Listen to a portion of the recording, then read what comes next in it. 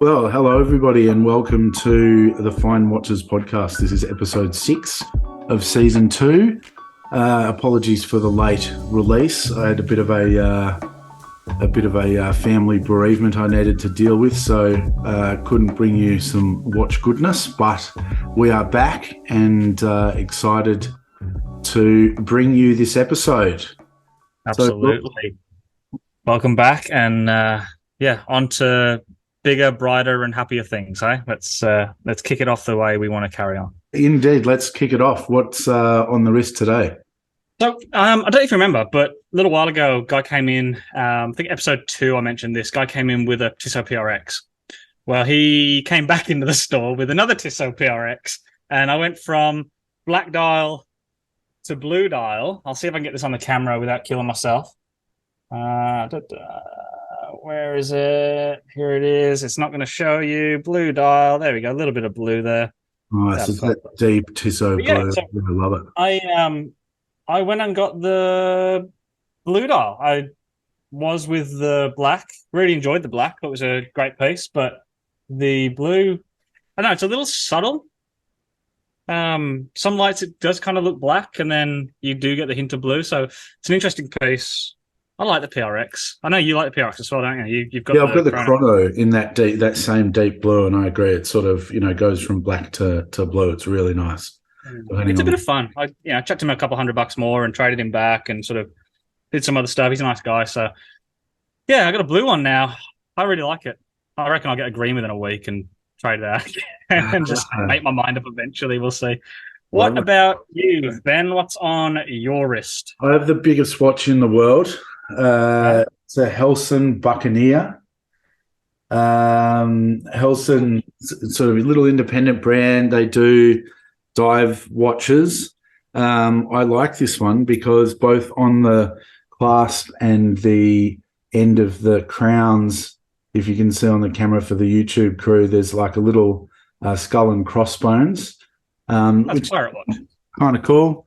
And I always liked it, but I never realized how big it is. It's not heavy because it's titanium, but it's just a massive, massive watch. Well, she's chunky. And you can light your way through the darkest of caves with the lume because it's just massive and very bright. So when you're digging for booty. Indeed. So it's not bad. It's cool. It's a nice watch. I don't wear it all that often just because it is so big, but yeah, it's nice, and it'll probably come to my website soon because it's about time to turn it over. Indeed. So this week we've been talking, obviously, because we've had a bit of time off, unfortunately, and so we've been talking. Obviously, we've missed the big news of Watches and Wonders 2023. That was a thing that happened in the watch industry this last couple of weeks. So I think, this last few weeks in watches, like we always do, is probably going to be just Watches and Wonders. So Ben and I had a chat and thought, well, why don't we go one further and talk about this past 4 or 5 months in watches and what has caught our eye in 2023? What are the releases that we're excited about? And what things are we thinking have been done right in 2023? Not just Watches and Wonders. Obviously, that was the big event of the year so far, but there's been a lot more releases than that. So, Ben, what has caught your eye this past 4 or 5 months in watches?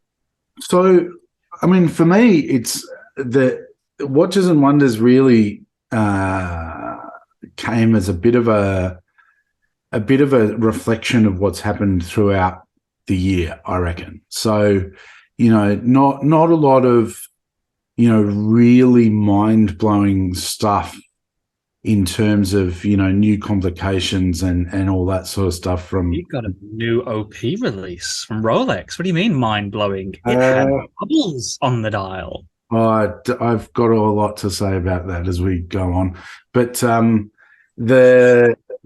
it's sort of the industry seems to be is circling around expanding ranges and expanding offerings in terms of colors and that sort of thing.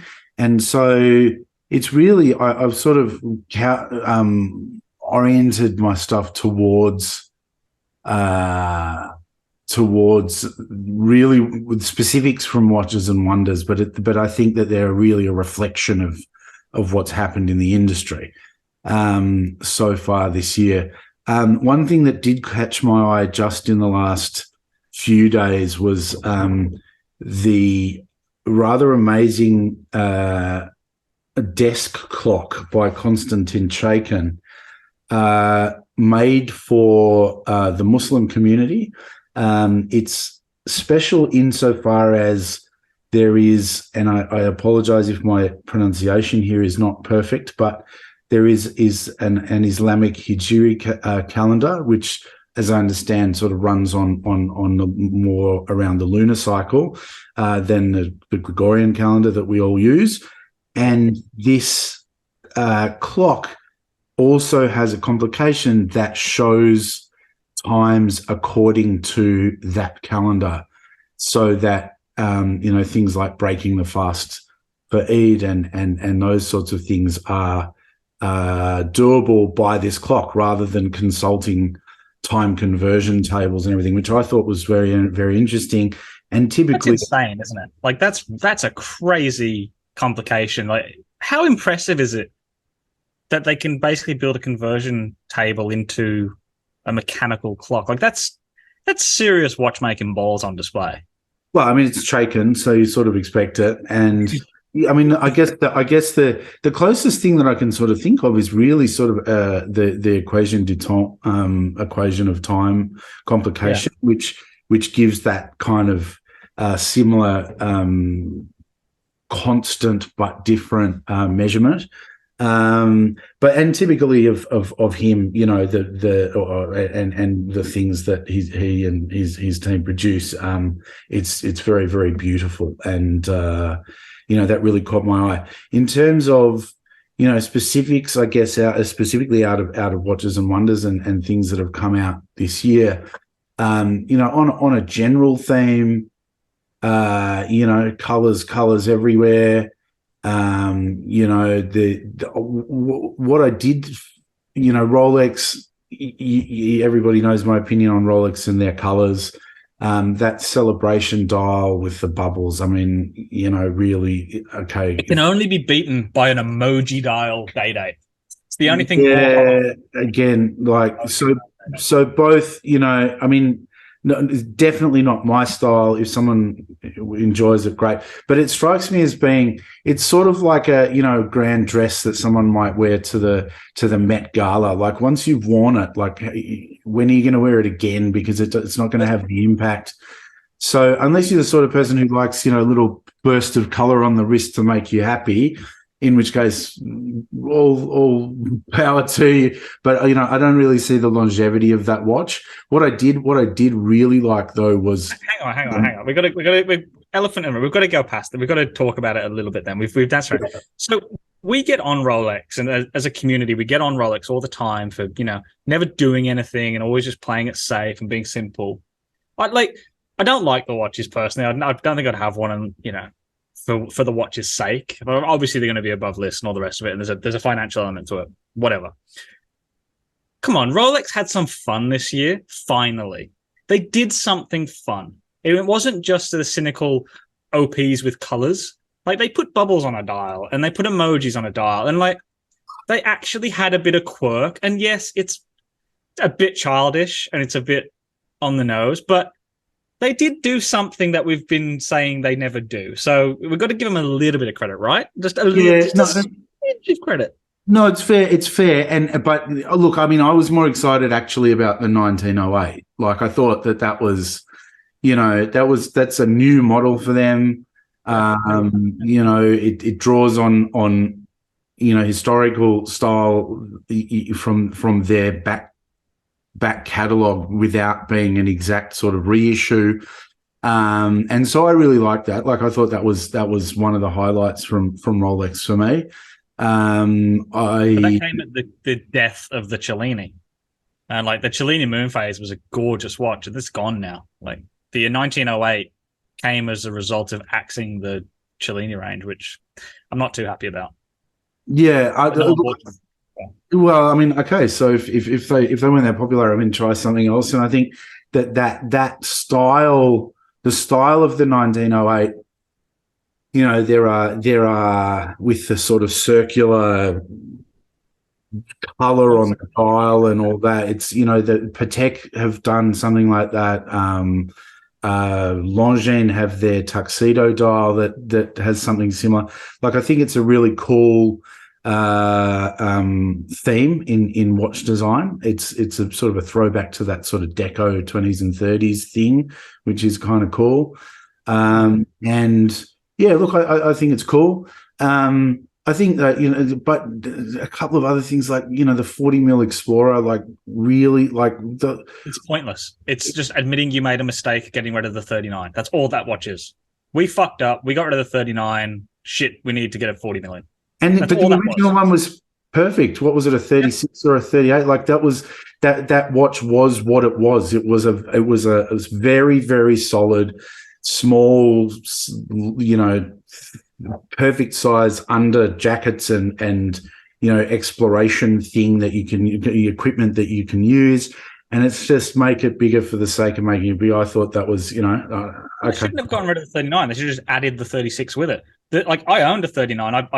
I was very fortunate, and I got a 39 at retail years ago, and I really liked it. It was a good watch, but it's boring. Like, it is a boring piece. Like, if you wanted a black dial 40 mil, just go and grab an OP 39 or an OP 41 in black. It's just pointless and just making a mistake for the sake of making a mistake. Rolex. I don't know. I didn't get that. Yeah, no, I didn't get that one, and but. Yeah, look, as far as Rolex went, exactly. I've got to take the hat off to you. Your prediction for Watches and Wonders nailed it. Like, actually nailed it. Nostradamus, right? Louis Stradamus, for sure. Like, absolutely. It's almost like I know people. It's almost like people in Rolex talk, and like, this is what I do for a living. Like, absolutely, no, nailed it. Absolutely, I'll give you that. That was awesome. What I did like in the sort of colors trend with this, last year we saw Breitling come out with a whole bunch of navy timers in colors that I just thought was ridiculous. Like, it's a tool. Omega did it too, didn't they? It's a tool watch. It's a perfect tool watch. You don't need the colors. What I did find exciting was the colored Calatrava's. That was cool from Patek. Like, I thought, that is a brand that typically, when you think of Patek, you think of, more dressy styles. Traditionalist. And traditionalist. There's not a lot of kind of sport from them. And those watches are about as close to sport as they would get. They typically of them, the color was under, they didn't overuse the color. They sort of put splashes of color through the design, and I thought they were really cool. I like the fact that they're sort of primary colors and everything. They didn't go too wild, and so that was cool. Yeah. I really liked that from Patek, and I think that it's nice to see a brand that typically doesn't do that having a go at it and doing it really, really well. I thought these are the guilloche dial white gold pieces, aren't they? You're talking about, but they've got diamonds on the outside, right? That's what you're talking about. No, they were plainer than that, and they have leather bands with coloured stitching as well. Oh, this one slipped by me. I'm gonna have to look this up. This one, sorry guys, this one slipped by me. Yeah, they were really nice. What else? I thought that an interesting one was the Jean FFC, or the sort of glove watch. I would be interested to know what the Only Watch buyer thinks of the fact that they no longer have the Only Watch. What is that about? Yeah, I mean, unbelievable, amazing piece, and what a piece of watchmaking, and sort of Chaikin-esque in its sort of playful way of telling time. But again, I don't know. If you make a one-off, can you morally, if not legally, go and we're going to make these now? I haven't looked into this. Do you know the difference? Like, is there? Because I remember when Tudor did this. Tudor did the all ceramic Black Bay Throne watch, and then they released a ceramic Black Bay. I remember that happening. But Do you know if there's a difference between these two? Because they look damn identical. From what I could see, and to be fair, I just kind of skimmed over I was more reading about the horology mechanics in the article, so I didn't really notice whether there was a difference, and I didn't get up the, one and the other photos of the two. But from what I could see, it was exactly the same. Okay, so, I googled. I was googling, and it's the only watch. The hand is blue. The end. right. That's it. I Yeah. mean, that's. Oh, I'd be pissed if I spent that kind of money on that thing. It's like $4.5 million US they sold that thing for. Something ridiculous. Yeah, exactly. Everyone's like, yeah, that was cool. Let's do that again. Yeah, exactly. So that was, I don't know. I mean, I think. Look, Only Watch is an incredible initiative, and it's you see some incredible things there. But I think it's interesting. I think that's interesting. And we've already you and I have already talked about this, but talking about sort of playfulness and all that. I actually really loved the Oris Kermit. I think that's super cool. Like, first of all, I like the color. Like, I like the color even if it wasn't Kermit, but I kind of like that green.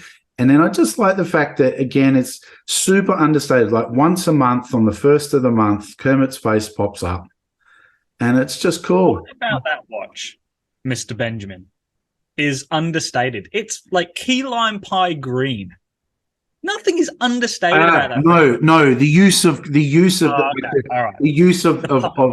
Muppet. Like, it's not as if he's on the face. He's not lying on a subdial like Snoopy in on the Speedies and all that. Like, it's just once a month in the tiny little date window. Oh, there's Kermit, and that's it. Like, I think that's cool. I want to like that watch, but something holds me back, and I don't know what it is. I want to like it, but I'm just sort of. Yeah, fine. It just gives me a yeah, fine. It's I wouldn't like it. You know what my problem with it is that it's $6,000 and an Oris time and date only. Look. I've always argued that Oris put out some of the best value product going.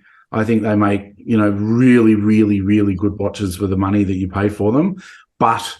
$6,000. Oh, it's very expensive. I think like one of these popped up on the market, and it sold pretty quickly. But I think it was like below retail, so it gets released. It must have been the first or second one out of the country, and it was below retail day one. I was thinking that's surely not. But yeah, they're not really, by the looks of things, not trading too high. So that's an interesting. I thought they'd have been flying. Yeah, I would have thought so. Look, I mean, if I can pick up one for $3,000 or something and have it for a bit of fun, I think it's cool. I don't think it's a $6,000 watch, to be honest. But I think it was like $5,000. Someone put it up for, so it was substantially under retail. And I just had a quick look on Chrono, and guys, just a brief thing: don't price your watches on Chrono. It's overpriced. It's like they charge fees, and the dealers put fees on, like inside baseball, but. That's not the market. But even on Chrono, they're like $6,200. So I think these are, substantially below list. That's interesting. I thought there'd have been more. Yeah. What else was, I thought one of the most interesting, so obviously the Jean FFC was amazing, but the Bulgari Octo Romana Papillon Tourbillon, like, amazing. Oh my God, like that is just incredible. The jump hour and wandering minutes is just incredible, and in that sort of slim case, and just an incredible watch. I mean, I love that whole range. Like, I think that it's a design that of any of the entire range looks better in the flesh than in photographs. It just does not. The photographs does not do the shape of that thing in 3D and any sort of justice whatsoever. It's very beautiful, and that specific one is just mind blowing in terms of what they've produced. Are you talking the striking tourbillon or the central tourbillon? I think the Papillon tourbillon is the striking one. So there's two, yeah. So there's the striking one, and then there's the one from earlier in the year, I believe, which is just the central tourbillon. The striking one. The striking one. The one that was just released at Watches and Wonders, just absolutely unbelievable. It's just insane. So that's super. So I was, I was recently part of the reason as well we had a bit of time off was I was on holiday as well, and I was on a cruise ship, and so on the cruise ship they had a Bulgari store, and they had a couple of the Roma range, and they had the Octa Finissimo range and stuff, and I love them. They're so good. They're so good. It's like the ultimate airport watch purchase, isn't it? It's like nothing else. Well, my wife walked away with a watch on the cruise ship. I was like, we're not buying retail. Like, that's not happening. You're not doing it. She finds this, of all things, she finds this Tag Heuer. Yep. And I'm like, come on, love. Like, I like Tag. I got nothing against Tag, but like, can we buy it pre-owned? And so I was under the staff, and I'm like, hey, find me this watch pre-owned. Like, I'll buy it. Just get me one. And it was a ladies. It was the Ibiza edition Aqua Racer. Could not find one pre-owned locally. Like, it just wasn't. There was none because women don't sell their watches. And so yeah, she got a good deal in the end. We spoke to the guys and they gave her a good deal, and I was happy with it. But yeah, she bought a Tag Heuer slightly below retail, but at retail. Yeah. Yeah, but it's that airport capture thing, right? You got absolutely nothing else to do, so it's I'll just buy a watch. That's fine. What else? What else has been amazing? Another one, that the Cartier Santos skeleton with the micro rotor was on my list actually. Another super cool piece of watchmaking as well. That's a beautiful piece. Like the Santos Dumont range. When they brought that out, when they re-released it, was it last year or the year before? Like, they didn't really do much. We see a few floating around, and they're nice watches. They're pretty watches, but people just want to get the Santos on the bracelet. It's the smarter decision. This thing is really, really cool. Really, really cool. Was it 150 examples? It's just that yellow gold with the blue as well. Like, I didn't think I'd like it. And then you see more and more photos, and it's like, yeah, it's a sweet looking piece. I think the thing that I love about it also, I mean, apart from the micro rotor is super cool, but I have mixed feelings about skeletonized watches. Like, I think that typically, I think for myself anyway, it's something you kind of get sick of looking at. Like, it shows the movement and all that, but there are different standards of structural engineering of what is usually plates that hold everything together, and that is a really, really good example of really well thought out, really beautiful structure within the watch. It's got a nice little bit of symmetry to it with the micro rotor on the bottom right, and then at the top left opposite that you've got the spring, and so you have these like two larger circular parts of the movement. It's a really well thought out. You're right. It's those skeleton pieces. They can be hard to read, so you've got to get the hands right. If you don't get the hands right, it's just pointless. And then if you don't get the layout right, and a lot of the times you see guys doing either seagull movements or just modified ETAs and Solitas, and they're just sort of meh for the most part. Yeah. Like, this is a good one. It's when I think that's the thing, is that when you look at things like Richard Mille and all that, like they make a movement so that you can see things and move things around, so you can see things. They don't just cut bits out of the plate. I think a really good example of those is the Golden Bridge. That's really, really cool movement that made specifically so that it would have the structure in that little glass box. That's super cool. One of my favorite skeleton pieces I ever saw, and I never thought I'd really like it until I actually took one home and wore it for a couple of days, was the Zenith Defy, the original one, the original Defy skeleton. Yeah. And you look at it, it's all silver, like the hands are silver. It's just, you're not going to read this shit. And I think it was perfect. It was so legible. And the way they'd done the design of the curves within the bridges and whatnot, and the dial plate basically had a design of its own. It was a really clever example of how to do it for a reasonable price. Um, that's one that I always thought did skeletonization well at a reasonable price, because usually you are into this sort of Cartier money, which I think is like 200 something grand, and Richard Milles are, you know, I love the white version of that Zenith Defy with the sort of rainbow just around. colors on it. That's super cool. That's a super cool Yeah. watch. And then I think the other thing that I found really cool out of Watches and Wonders was, you know, the jewelry and high art pieces. So Okay. one that sort of stuck out was there was the Hermes Arceau rabbit watch, which was super, super cool until you saw the selfie stick that the rabbit's holding on his steed, which I sort of thought, Jesus, like that's a bit too meta for the time. But there was a cuff from Piaget, which was incredible. The Chanel Mademoiselle Privé Pique Agri, which was sort of modeled on a pin cushion with diamonds. That was super, super cool. I mean, they've had that line going for a while with different designs, but that was super cool. But I think my favorite was the Jaeger Reverso One Precious Colors with the sort of green deco mosaic on the back. That was super, super cool. And I think, you know, that's nice. I think it's one of the areas of watchmaking that typically, because I think a lot of watch enthusiasts and the watch enthusiast community is very male dominated, and the conversation is very male dominated. There are a lot of great women in it. I had Barbara Palumbo, or what's on her from What's on Her Wrist, on one of the podcasts, and you know, there are a lot of really, really great women in the industry and in the community.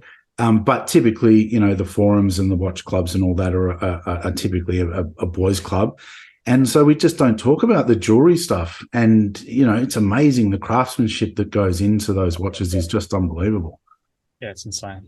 Yeah, like I think it's a shame that it gets sort of pushed into Watches and Wonders where perhaps the media side of things is not going to be the right media market. And I'm sure there's, you know, tons of jewelry. There are jewelry shows, and even Basel had a huge jewelry side. So I'm sure it gets its dues, but as watch collectors, a lot of those, like even like Van Cleef, some of their watchmaking is really impressive. We've spoken, I think, even last episode about Hermes and some of their watchmaking.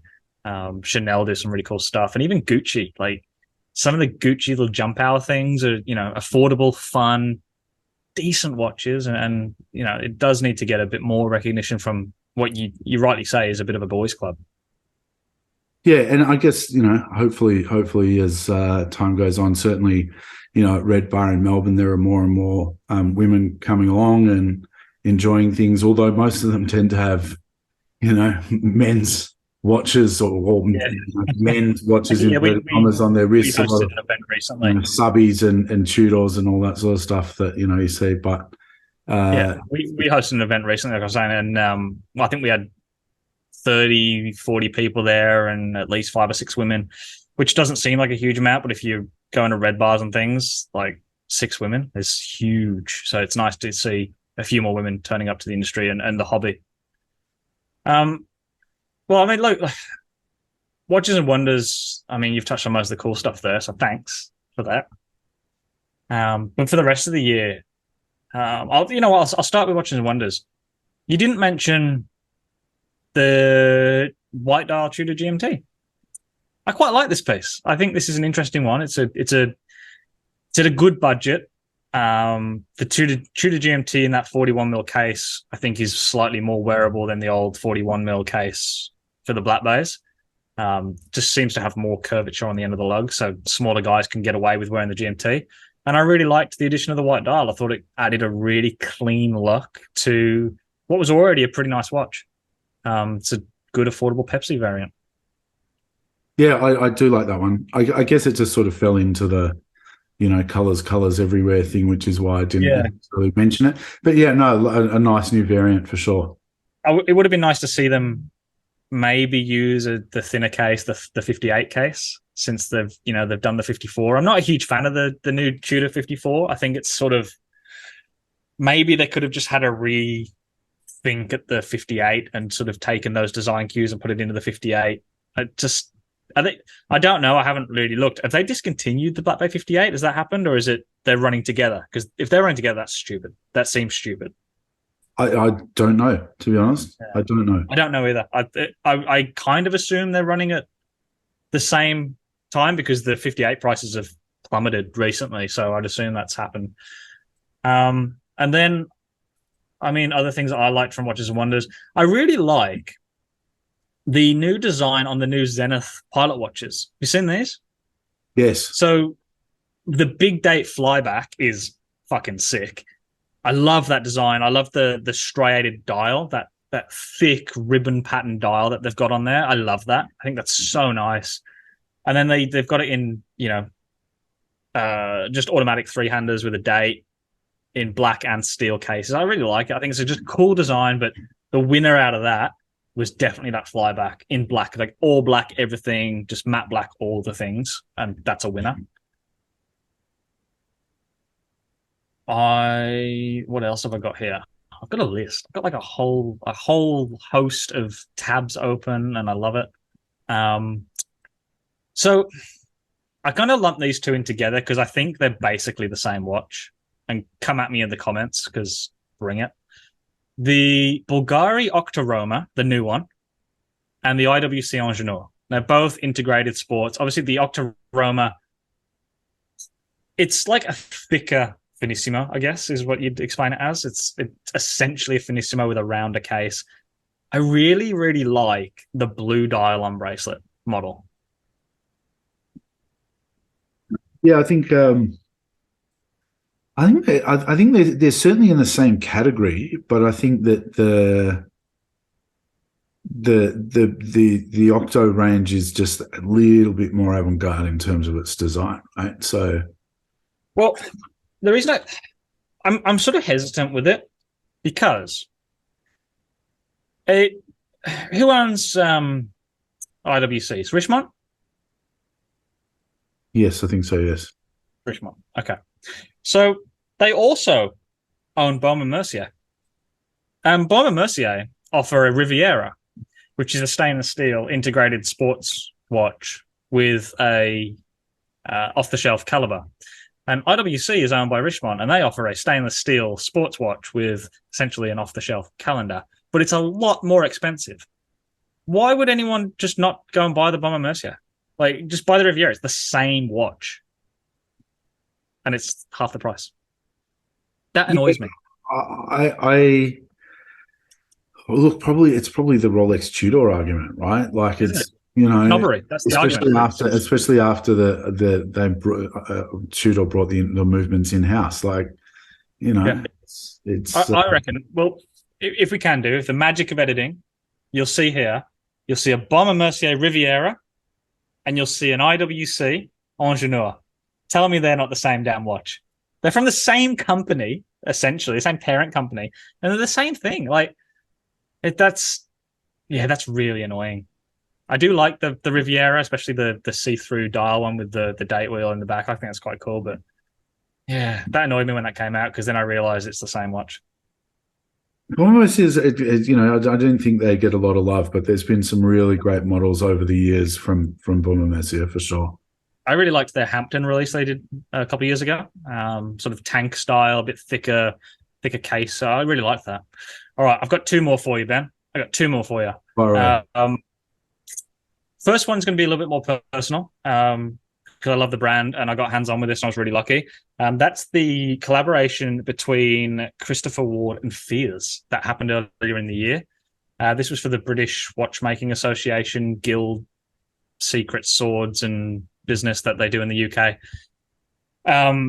If you haven't seen this, guys, it smashed Instagram when it came out. This thing was everywhere. It's basically it's the Fears Brunswick case, the cushion case, with a like oxblood red dial set into suit two patterns where you got a concentric circular pattern in the middle and then a brush pattern on the outside with a jump hour at 12 o'clock. Honestly, it's so cool. When you have this thing in person, it's so cool. And you can't get it. And they sold out. I think Nicholas was telling me they sold out within like seconds. They were all gone. Like there was no, yeah. This is so cool. I love that watch. I've seen that one. I like that one. I do like that one. What's the Christopher Ward sonnery thing? Oh, the bel canto. That's a cool piece, but It is this for $5,000. Like, come on, like that is a lot of watch for that money. Like, super cool. But like I've just said about the snobbery thing of like going by the Bomber Mercy, not the IWC. But like I've had a couple of Christopher Wards. They're fine. Like they're fine. But no, look, Christopher Ward, like that was, you want to talk about an airport watch. Like that was, it was sort of one of those airport fashion brands for a long time. To be fair, over time, I think it's a little bit like Frederick Constant, right? Like they used to make $300 watches and then $600 watches and then $700 watches. And now you can get a Frederick Constant tourbillon. Like, so in-house. I think indeed. So I think that, Christopher Ward is certainly lifting their game. And I think that it's one of those that particular range is, I mean, first of all, it's a cool range of colors and everything. It's so much watch for the money. And the way that they've done the design of it so that you can actually see the bell component and everything is just amazing. It's absolutely amazing. So like I had a couple of Christopher Wards a few years ago, probably 6 years ago. I had like the vintage diver C65, and it was like the way I thought of it was like it was a really good Oris Diver 65 alternative. Like the Oris Diver 65 is a fine watch. There's nothing wrong with that watch, but it like at the end of the day, it's just sort of always just fine. And I kind of felt that with the C65. And I think my dad, he had the C60, the more modern version. And like, he had the same experience with it. It's like, yeah, it's cool. Like, it's fine. I'm really happy to be wrong on Christopher Ward because I want them to do well. I want to love their stuff. The Fears collaboration gives me a lot of hope. I haven't seen a bel canto in person yet. I'd like to get hands on with one. I'd love to be wrong and say that. Look, don't get me wrong. I don't particularly love Christopher Ward. I think most of their stuff is very fine, and they went from having their sort of silly kind of Times type, New Roman font to having that sort of more modern. Yeah. Pick it down low. And all that. That's fine. But just the bel canto, like you have a look. I've got it in front of me now. Like if that was a Patek or an MB&F or a Vacheron or something, like that's a couple $100,000 worth of watch, and it's this is sort of behind the curtain. Like today, as day of recording, they are releasing a watch, Christopher Ward. So they are releasing a stainless steel integrated sports watch today. I think Jody from Just More Watch is going to have a video on it. The XV2, whatever that is in Romans 10, 5, 17, I think it is. Yep. So the Christopher Ward 17, integrated stainless steel. I've seen images that got leaked online. Again, it gives me overwhelming vibes of just it's fine. Like once it's basically a PRX with some extra angles, and I don't know, man. I do more bel canto shit. Yeah. Do more Fears collaboration jump hour shit. Like you don't need this watch in your collection. If you're Christopher Ward, they don't need it. I think though that Christopher Ward, like if you're going from being that sort of mass market, $600 sell tens of thousands of them a year, there's the $5,000, the jump to the $5,000 for the bel canto, even though it represents amazing value, is a huge jump in price. So you're gonna, there's a lot less people buying $5,000 watches than $700 watches. So it's. That's the risk. What's the next one on your list there? My last one. I have a bit of a soft spot for this as well. I think I listened to, the Scottish Watches guys, probably back in the Rick and Ricky days before Dave was permanent with them. They did an interview with the CEO, I want to say, of Montblanc, talking about their watchmaking and specifically their Minerva side of their business because they own the rights to Minerva, which is a very, very interesting historical brand. They released this year a new monopusher chronograph, with the Minerva movements. Skeletonized, a lot going on, but they've got, for those of you who don't know, so Minerva are an old watchmaking firm that's specialized in really cool chronograph and decoration. And so they have this chronograph caliber, the M16.26, that has like a devil's tail aesthetic to it. I forget the exact name of the part, so forgive me, but it's a really, really nice, interesting way to display a chronograph. And I think that the monopusher chronos from Minerva are really, really underrated and unsung. They released a new one that's all skeletonized. I love it. I think it's just awesome.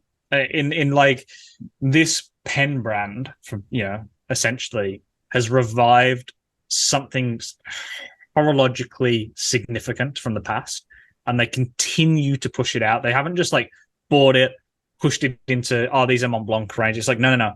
We are looking after Minerva, and we are bringing Minerva into a new life after its death. And I love it. I think it's clearly in the right hands, and what they're doing is really cool. Well, it's David, whose surname I cannot remember, who basically revitalized Tudor, right? Yes. Yeah. So, obviously a visionary guy who understands, good watchmaking, and I've mentioned before that I've got a Geosphere from them, and that's a super cool watch. I like the Mont Blanc stuff. So yeah, it's cool. Well, I think it's an exciting year, and there's lots and lots out there. I think there's been some exciting stuff from little independents. There's that Zarek wandering hours. You're waiting for that. I am waiting for that watch. I got an email from MB&F, and hopefully my watch will be here by the end of May, and I may or may not be in the country to receive it, because I'm going to be over a little while the fine watches man in Japan. So I'm going to be over there for a little while, and bringing you reports via this forum about a few things from over there, which should be good. But I'm super excited to get my hands on that. And so, yeah, I mean, I think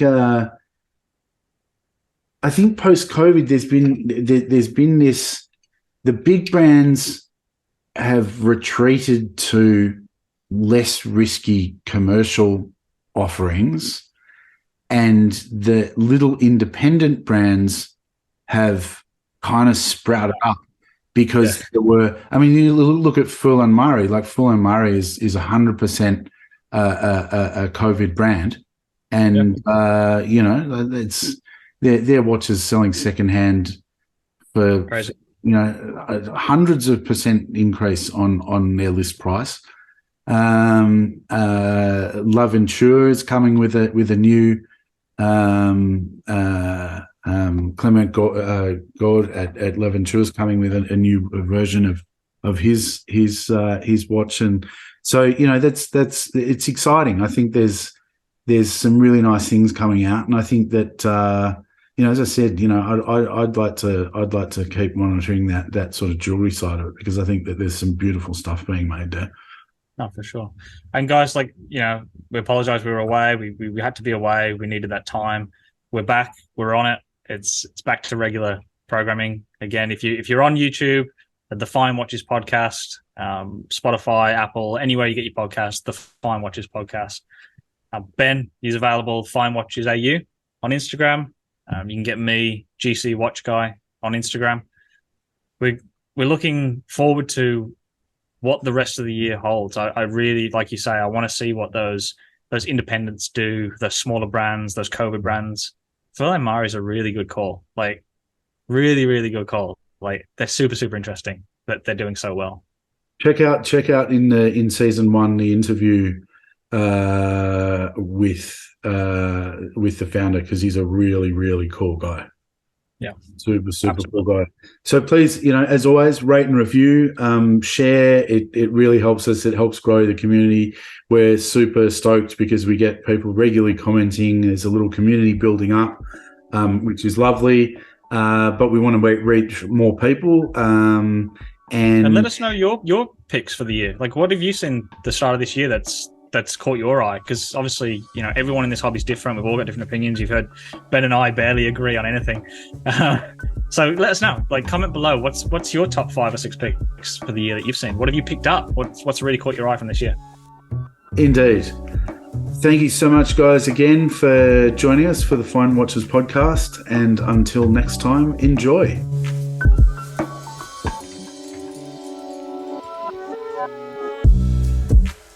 Thank you.